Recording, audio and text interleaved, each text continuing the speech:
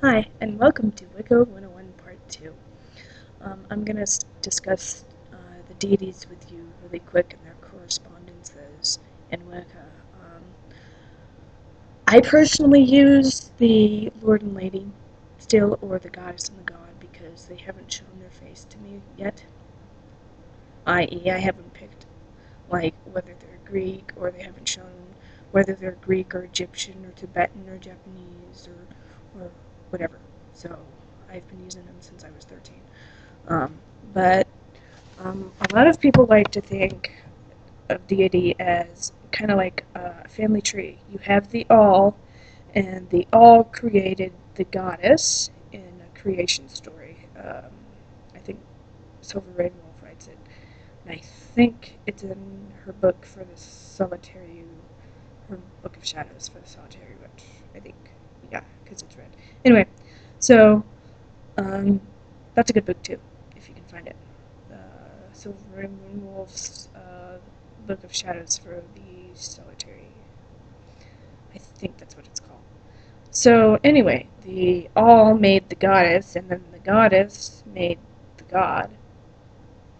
And then, they just hierarched from there. Like, different religions just made their own goddesses and gods. And they're all multifaceted, it's like a diamond. It's multifaceted, but it's all the same thing, pretty much. I mean, So, um, I call them the Lord and the Lady because I'm more comfortable with that than calling them, the goddess and the god. Um, but, let's see. The goddess is the universal mother. She is the source of fertility, endless wisdom, and loving caress. She is symbolized in the waxing, full, and waning of the moon. She gives birth to abundance, but life is her gift. She lends it from the toils of physical existence, with the promise of death. It is not darkness and oblivion. It's human existence between incarnations. Since the goddess is nature, all nature, she's both the temptress and the crone, the tornado and the fresh spring and rain, the cradle and the grave. The Wicca revere her as the giver of fertility, love, and abundance, though they acknowledge her darker side as well. Let's see.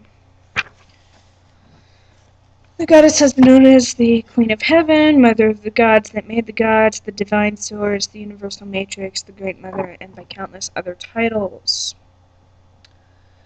Many symbols are used in Wicca to honor her, such as the cauldron, the cup, uh, the, I hope I'm saying this right, the Labrys, Labrys, five petaled flowers, mirror, necklace, seashell, pearl, silver, emerald, to name a few. Let's see, she has dominion over the earth and sea and moon. Her creatures are varied and numerous.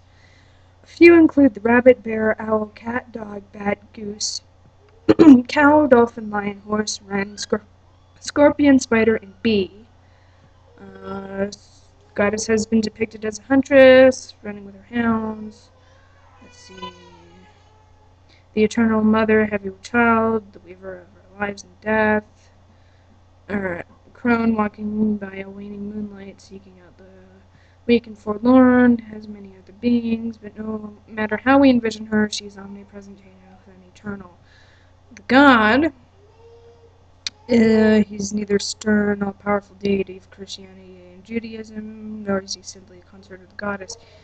God or goddesses, they are equal one. We see the God in the sun, brightly shining overhead during the day, rising and setting in the endless cycle which governs over our lives. God is also the tender of wild animals. As the horn god, he is sometimes seen wearing horns on his head. God's dominions include forests untouched by human hands, burning deserts and towering mountains. The stars, since they are but distant suns, are sometimes thought to be under his domain. Yearly cycle of greening, maturation, and harvest has long been associated with the sun, hence the solar festivals of Europe, further discussed in Chapter 8, the Days of Power, which I will get to eventually, which are still observed in Wicca. Let's see. See, with the goddess, he also celebrates and rules sex. The Wiccans don't avoid sex or speak of it in hushed words. It's a part of nature, so we accept it. We're not like, oh my god, whatever. Let's see. God was the sky father, and the goddess the earth mother. God of the sky of rain and lightning descended upon and united with the goddess, spreading seed upon the land, celebrating her fertility. Today, the deities of Wicca are still firmly associated with fertility, but every aspect of human existence can be linked with the goddess and the god. Goddess and God can help change our lives.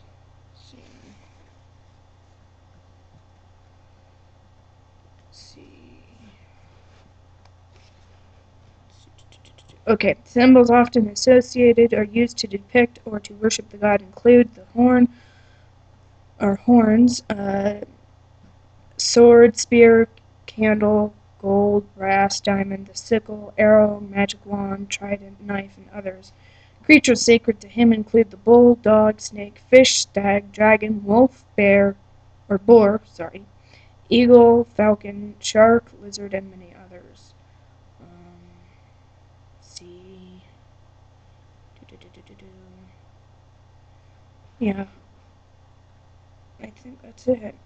And then, let's see, I'm getting all my information from Wicca, a Guide for the Solitary Practitioner, because I don't have my boss here with me either. Boss, Book of Shadows, by the way, for people who don't know that. But yeah, he gives you, a ritual that you can do for a week or a month or whatever. But I will maybe make a video on that later if y'all want it. I just wanted to tell you what Wicca is and the deities and everything. And when we get to setting up an altar and ritual tools, I'm going to have to use a chair, and you're just going to have to imagine it being a table or something bigger. I'm going to give you the setup he gives you in the book, and then I'm just going to make it really simple for people, who are in certain situations like mine where they can't have an elaborate altar. And, when we get to tools, I'll bring them all out that I have and show you what they look like so that you're not stuck with just pictures. But yeah, I hope y'all have a good day.